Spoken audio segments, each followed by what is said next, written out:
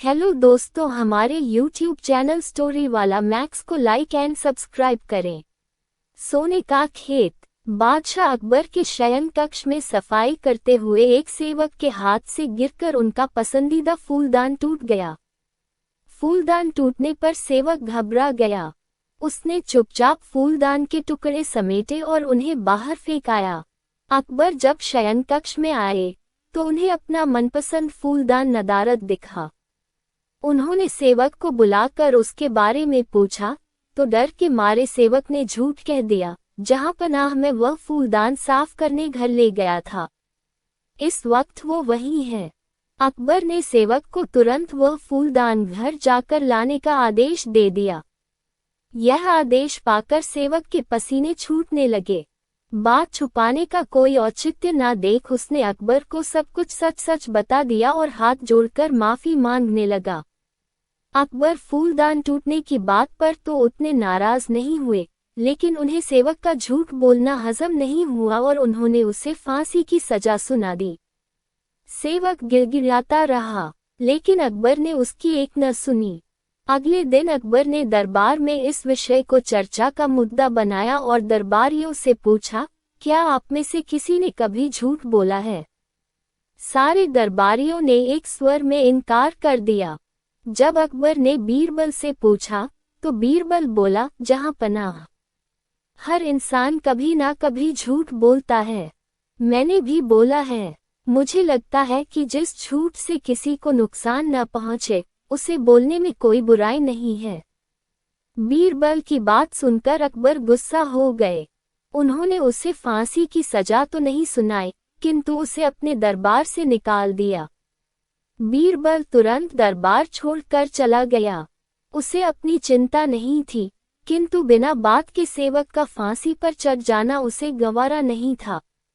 वह उसे बचाने की युक्ति सोचने लगा। कुछ सोच विचार उपरांत उसने घर की जगह सुनार की दुकान की राह पकड़ ली। सुनार को उसने सोने से धान की बाली बनाने कहा। अगली सुबह सुनार ने बीरबल को सोने की बनी धान की बाली बनाकर दे दी, जिसे लेकर बीरबल अकबर के दरबार पहुंचा।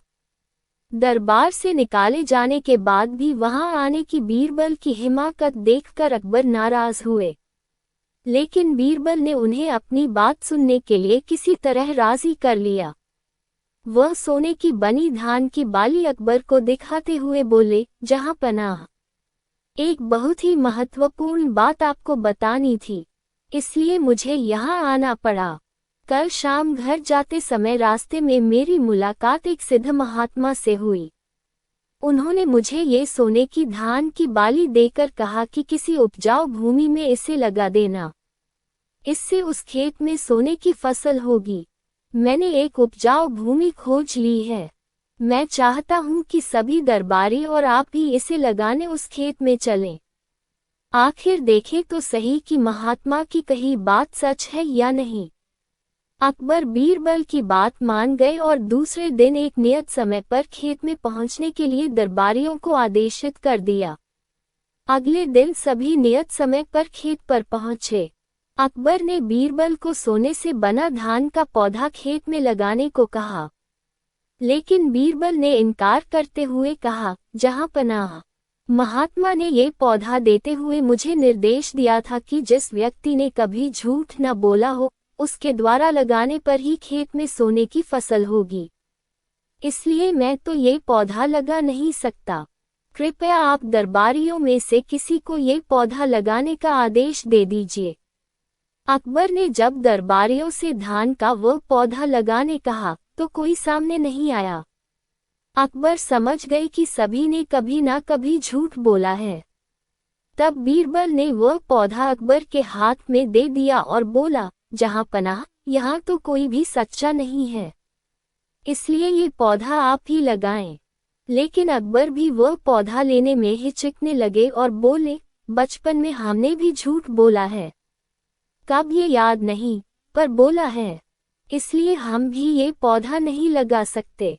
ये सुनने के बाद बीरबल मुस्कुराते हुए बोला, जहां पनाह, इस पौधे को मैंने सुनार से बनवाया है। मेरा उद्देश्य मात्र आपको ये समझाना था कि दुनिया में लोग कभी न कभी झूठ बोलते ही हैं। जिस झूठ से किसी का बुरा ना हो, वह झूठ झूठ नहीं है। अकबर बीरबल की बात समझ गए थे।